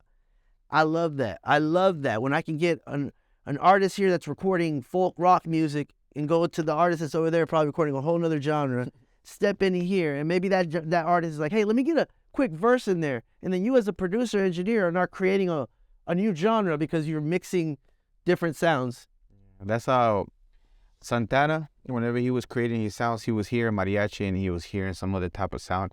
And somewhere in the middle, he heard the sounds mixed. Yeah. And all of a sudden, he started creating the way that he was going to be playing, because he heard the mix of the mariachi, mix of whatever band was playing. Yeah. And in the middle, he was there and he was listening to it. And that's how he started to evolving his sound. Yeah, man. Creating. That's crazy. Yeah, man. That's super dope. Okay, so the services that y'all provide here at the Valley of the Kings, can you tell me a little bit what all is it that y'all do? I do the basic stuff that every studio does: recording, mixing, mastering. Also help with the production when it comes to if a person needs a little help with their song, to say that whatever they worked on isn't quite up to where they want it to be. I help on that aspect as well as the singing, songwriting. And then one thing we started to do post-pandemic was help with social media presence, and not presence as do this every time on your Facebook. It's more like, how are you going to carry yourself so people can want to follow you? Gotcha. You know, what kind of content are you going to create so people want to monetize your content as well? So, okay. And then you were telling me earlier regarding the artists, like if you were working on a song, not only do you record, you provide the basics, but if you wanted to get a more experience and you're really looking for professionals to take your career to the next level, you also create that or help build that? yes, I help build at least a roadmap to where you can either comprehend where you're headed to and can take it from there. I'm in no way interested in being anyone's manager. I'm in no way interested to be a gatekeeper or any of that. I believe the artists should empower themselves and their own vision to do that themselves. But what I want to do is give awareness to the artist that, you know, you got to have this much money to come into the industry in some sort of way, you know. And or get creative to get something happening. yeah, have somebody that believes in you, or cut a cost by learning how to do websites on your own, do your graphics on your own, do your production on your own. That might cut you a whole, you know, do the recording at your house to where you know how you're going to balance it, because the first couple of years, like any business, you're not going to make any profit. You know, you're busy starting the business. Investing. It's Oh, yeah. investment for the first few years. So I want to have that conversation with every artist that I speak with, because that also determines how long am I going to be in business with you. You know, I have to gauge that as a business. How long is the lifespan of the average artist that can only put this much? And then how do I can help? If I don't want to see that talent fizzle, how can I, as a studio or human being, period, help you not? Because creating music is important. And when you've invested so much and you feel like you get no return, let's find a way to get a return then. Because maybe all this planning that you did, since it's well documented, we can change up the formula. But if it's not well documented and you're not aware about those things, how can you change up a formula for success? Or how can you even have a formula of success? Yeah, everything becomes like a buzzword, like you got to do more marketing. What does that mean? You know, What does mean, Mark? I got to do more branding. You know, Mean. it's like, stop giving me keywords and just tell me who, give me a name, give me a business card. You need to do. What does it mean? But Yeah. marketing could be a million and one thing. Social media marketing, this and marketing. Like, what do you mean brand? What? My logo, my what, my this, my that. And, What are you and saying? how do I not buy snake oil too? Because also you're in an industry that it's a very scam heavy industry. So you got this documentary, I think, coming out, this American Greed thing with DJ ASAP, which is basically pyramid scheming the scene. What is that? I haven't seen it. I haven't kept up. But what does it mean? Just hear him kind of sort of telling the secrets of how people get finesse.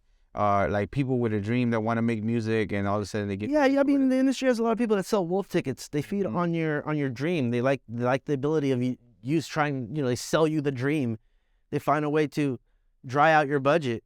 You know, they find a way where With no they know what you got. What kind of smoke and mirrors again put you in front of? What kind of clubs I can have you walk through that's gonna make you feel awesome, that I got the plug for, that I know I can get you a walkthrough in there for free, but I probably charge you so much because I gotta make a living, and that's all understood.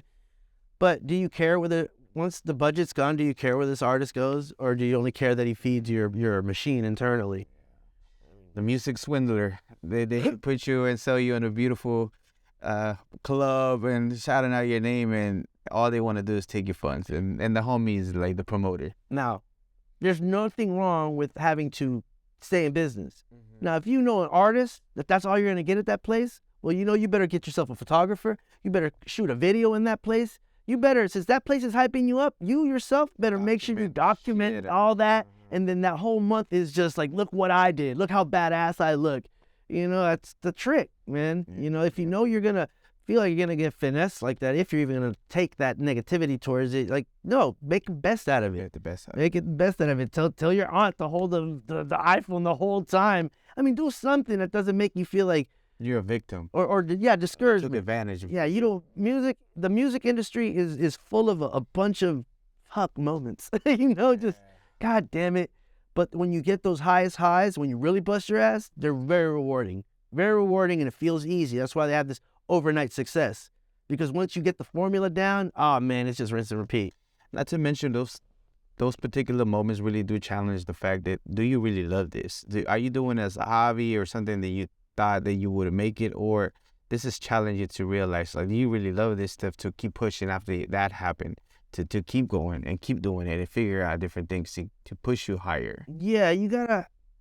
To me, it took me a moment when I was in my mid-20s to realize that I'm a lifer for this. I'm doing this forever. I'm not, as much as I want to take a break one day, I can't take a break. It's always creating music, working on music. All my friends do music, are always around. So it never stops. So I can't take a break from that. It's just, I'm in it to win it. And my wins aren't going to be the wins that people want. Sometimes my win with just getting one famous name in here and still seeing how the industry works from an actual person in there getting paid by a machine is the greatest joy of doing this, because I get to still know, and I'm still in the know, and I still get to know how the industry works, rather than being a dude who never gets to meet anyone in the industry in their life and makes it up in their head. And now you have these made up notions of how the industry works, and you act bitter because you're not famous. You act salty because you're not part of the scene. I mean, nothing is yours here. You're not entitled to anything here. What you're supposed to do is be a member in this. I run a studio. I wanted to be a rapper, but I realized, hey man, if everyone's a rapper and every rapper wants what? That stage should be mine. I never felt that anything should be mine. The only thing that should be mine is the effort I put into causing my brand to be known. That's mine. I did that. I did all that help. I was able to organize the people to make that happen, and we all mutually shared a great benefit of it. Again, you have to have that mentality in this industry to survive in it, to build thicker skin, because there's always going to be a critique. There's always going to be people that felt like they helped you get there. But once you got there, like, how much of the people stay around is important too. This gets uninteresting. If you do music in your youth and you realize that towards your 30s, like, if you don't really find the love for it, you're gonna stop doing it. Yeah, that's true. Speaking of famous people that you work with, let me name a few of the people that you actually work with. You had the privilege of working with a Grammy-nominated and award-winning producer, Ja Bourne, DOC, Symbolic One, Sick With It, along with all kinds of different artists. Nipsey Hussle, Bun B, UGK, Los, Joel Santana, Flavor Flav, Lil Flip, The Road Music, Casino Guillotine, Slim Thugs, Know The Product, Prince P, Charlie Boy, High Note, DJ Drama, Hollywood Baby, Travis Porter, Tynesha, Kelly, Tum Tum, B-Ham, Sore Loser, Money Water, High Note Music, you have them twice, Loyalty Sally, Young Nation, Flower Child, Erykah Badu, Gorilla Zoe, Paul Wall, Ritz, Gucci Mane, Young Bleed that you mentioned earlier, and many more. Damn, bro. I mean, that's the cool thing about owning a studio. Yeah. Owning a studio, you get to meet those people, you get to see the people, and those are lists of people that have walked through my doors. Yeah. There's out of that list, there's some that I've worked with, and there's some that I've just, again, facilitate. That's all I really wanted to do, is just have a place where I can facilitate and still see how this music industry works. Yeah. I like the history of it all. So all the names you've named, I've owned the facility for them to come through my door, and I've also had other talented engineers, work and been able to have that experience together for these particular names that you named off. Dope. It's like I said, I've been doing this since I was 19. It's been a whole 20-year wild ride of it, and even like some of the names you listed, I was like, yeah, oh yeah, yeah, Nipsey Hussle, rest in peace, man. Then that was a fun time. That was a fun experience. He brought a whole two tour van buses full of people. My studio had never been that full. I knew for a fact I was capacity that day. I was like, everything was full. Two buses. He had just came from the concert that he did with the game. Right from then he went straight to the studio, tour bus and all. I mean, it was my first real taste of like seeing the machine, you know. I was like, wow. I remember seeing, oh man, I saw this producer. I was really fanboying at that point in time about like, just, wow, this is crazy. There was even a pimp walking around. What? There was even a pimp walking around with Snoop Dogg on FaceTime. Snoop Dogg on FaceTime. And it was just like, wow, this is here. This is So cool. the pimp is on the phone talking to Snoop Dogg. Dude, Are you yeah, on serious? FaceTime talking to all of us and stuff like that. And it was, you know, That's cool little pretty dope. experience, man. Okay, tell me one more story that stands out besides that one. That was pretty dope. Rest in peace, Nipsey Hussle, but that was awesome that you were able to facilitate the place. Tell me one more that's standing out right now that comes to mind about, you know, people that came through. Oh man, I know you have 1,000,001 stories, but one that really stands out that's kind of cool is I'm a big Tupac fan. Yeah. So I like to hear his stories. So I got to work with Shock G at one point in time. And, you know, that was it was cool because it was like working with a creative genius and seeing him kind of be in an environment where I would compare like a Hunter S. Thompson, you know, really in his vibe. You can't take him out of his zone. And when he wanted to open up to you, he opened. You weren't going to sit there and ask him questions like, hey, tell me about Tupac. No, you sit there, you're sitting there rolling your own blunt. He comes sit down next to you and he's like, you know when we was doing this song? You're like, oh shit, hold on. Yes, I want to know about when you were doing that song. And, you know, he goes off and that was probably one of the most memorable times for me personally because I got to hear firsthand accounts of a musician that I've always wanted to know that process. And especially my favorite album, Me Against the World, which Shock G did a lot of production behind. And to hear the compositions of Shed So Many Tears, how that all came about and the vibe there, just hearing those stories was way better than hanging out with Justin Bieber or stuff like that. And trust me, like that right there was still to me one of the coolest moments. How did that song come about? What was the intel of that story? Which one? Remember what they tell about that song you was telling me about? With Shed So Many Tears, it's more like the lick that homie was messing around with the piano because he was an awesome, you know, keyboardist, instrumentalist, period. And just coming around with just the playing it, and then reinterpolating a sample because that's what it originally was, a sample. So the whole struggle he told me about having to reinterpolate the sample and then, you know, first trying to come up with the writing because it was Pac would be in his own zone writing music.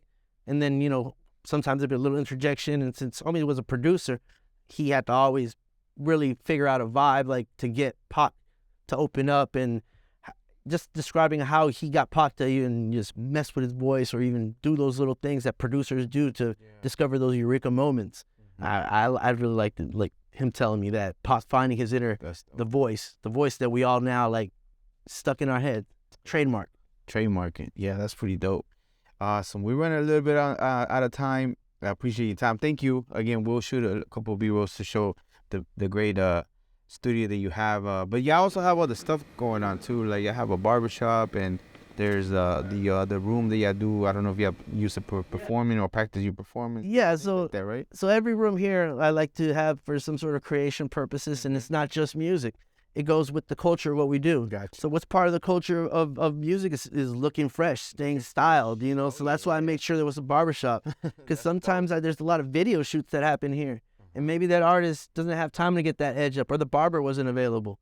But it's important to show ourselves the way. We got to look clean. We got to look desirable. You got to look clickable, you know? So, hey, why not put the barbershop right there where, hey, you know, some of the best barbers I got around here doing their thing and make my clients, you know, more comfortable where they're at and feel more the vibe of where they would if they were styling themselves for a music video. Music video got all that going on. Then the next thing too is like I have other studios. I have a Studio B, and that Studio B for me is something I wish I had available when I was in music. You know, it's a place where you can go and set up shop on your own. There, you're the engineer. You come with your own clients. All you really pay is the fee to be in there. And set up shop, learn how it is to run a business in a business environment of your own creating rather than taking people to that one place where the dude can see where you sleep, where you shit, where you live, and take them to the place where you make beats, where you cut deals, where you do business as a real person in the industry So they can take you serious because they're going to Exactly. take you serious and maybe, like you said, I was there. Or whatever. I was there. I was that dude recording people out the house. But you noticed the take difference serious. once you had your place Yeah. compared to that. You understood what he was saying. The DJ, the artist was saying. Yeah, I right? understood the young people That saying. is a whole different vibe. Oh yeah. And people take you different from what you're doing now. What you were doing with your homies, all of a sudden, it's like, I mean, you have a freaking brick and mortar. You have a place, and people are like looking to you, like, yeah, I heard of y'all before, even before I met you. Years ago, I heard of Valley of the Kings. That name here in the Dallas area is known, and you hear it all the time. I know so because I've been around and did music too for a little bit. But I heard of y'all before. Y'all's name been all over the DFW, and you hear it often as far as people that coming over here doing work and different things like that. Yeah. But yeah, so that came from the part that you needed to have a place in order to be taken serious, to be seen like that. Mm-hmm. That's pretty dope. Amen.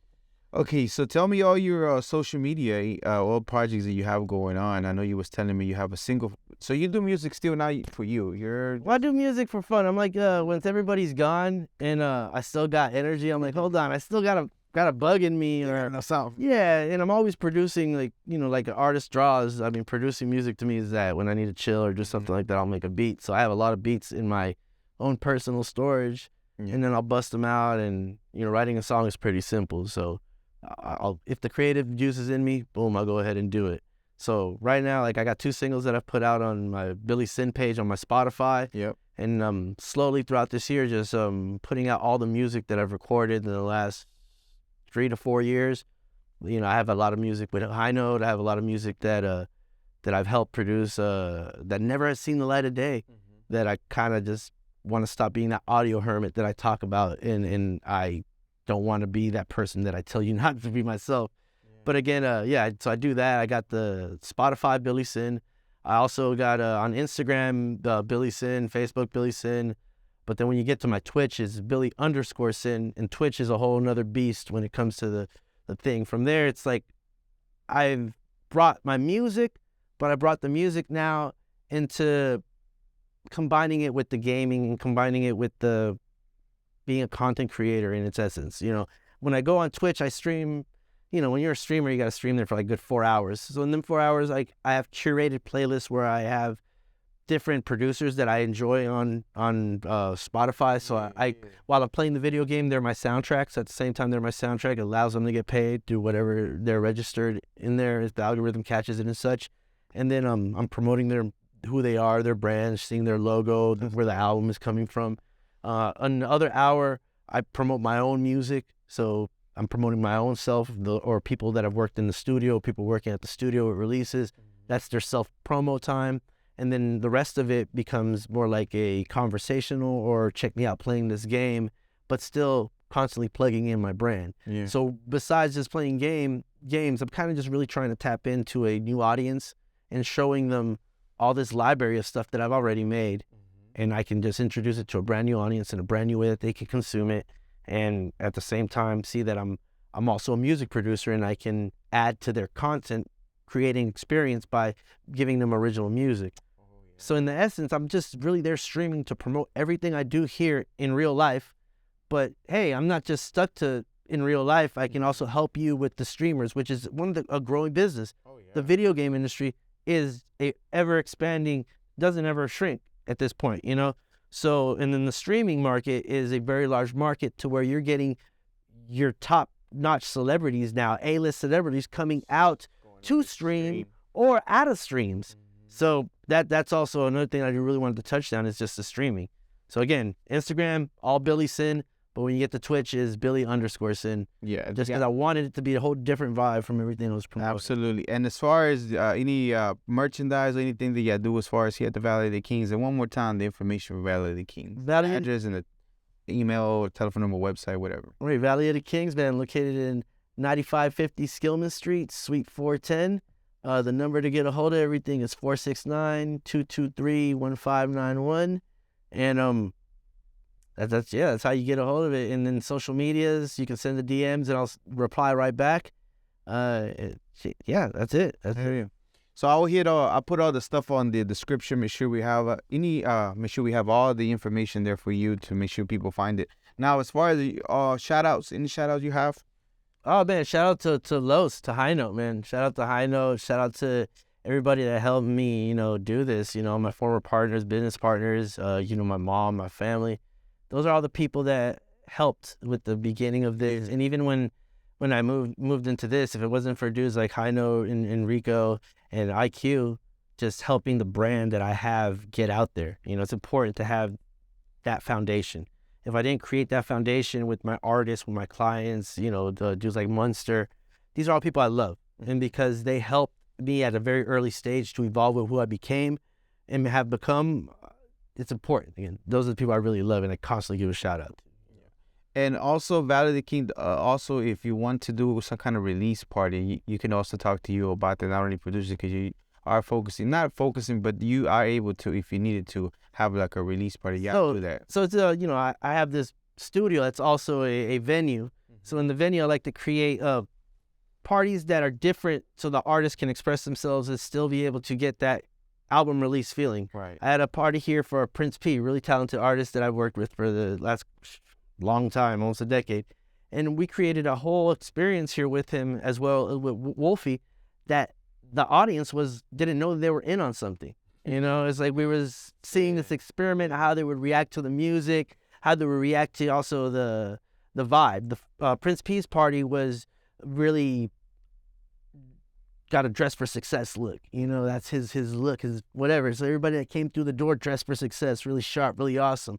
While then you had Wolfie's premiere, which was more like an interactive, almost felt like a dinner theater type of with live performances going on. So those are the vibes I want to create here at this studio as well. So if you're looking to make something more out of your event than the average, hey, listen to my party, here, check the list of all the songs in this club. And they're not even going to play your song. Yeah, no, I want to have you at least perform for the people that came to listen to you, so they can know that what they're hearing on wax is still going to be something that they see in real life. And then you have the whole sound and everything, the speakers, and it sounds great. Whatever I have here through the community of artists and engineers and people that have helped me grow. This everything you see here is because they want it here.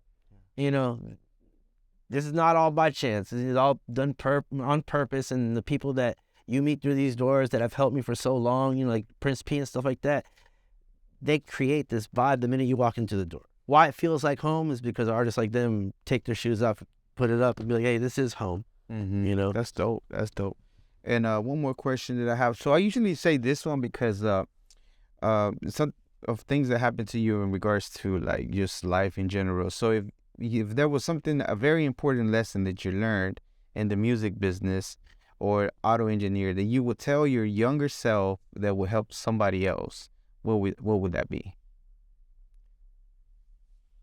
Protect your ears. Don't ride in a car with anybody who's gonna shoot a gun or something like that. I mean, just protect your ears, okay? Just protect your ears, because it's hard going through life with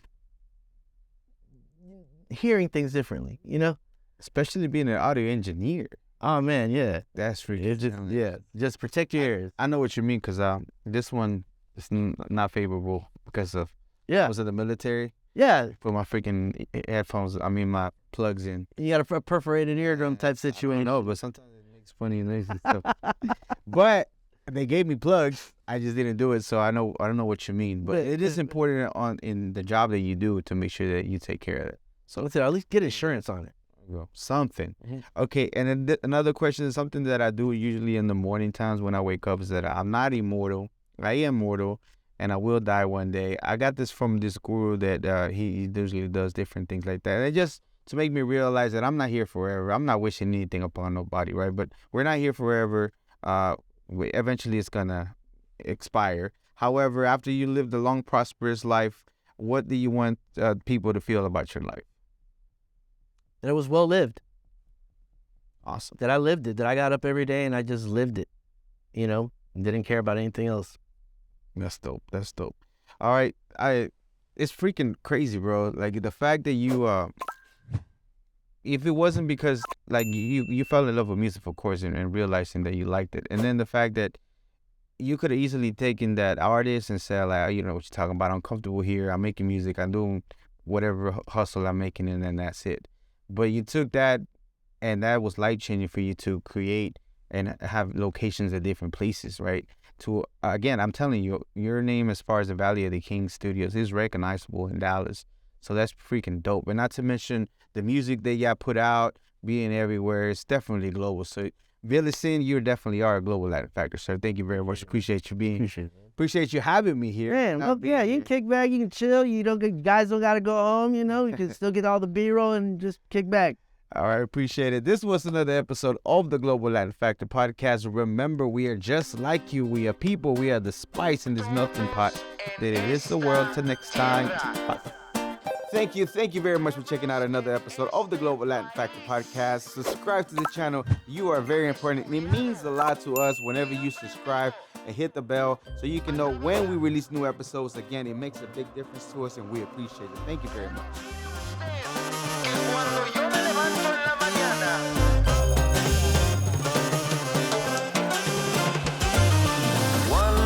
De la Vigo, walks like a pero but in fact is a flamingo. Coming to Havana and from Puerto Rico on a pirate ship, you don't know where do we go.